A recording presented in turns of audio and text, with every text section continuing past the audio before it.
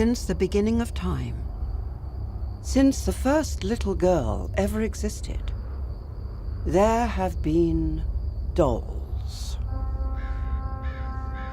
But the dolls were always and forever baby dolls.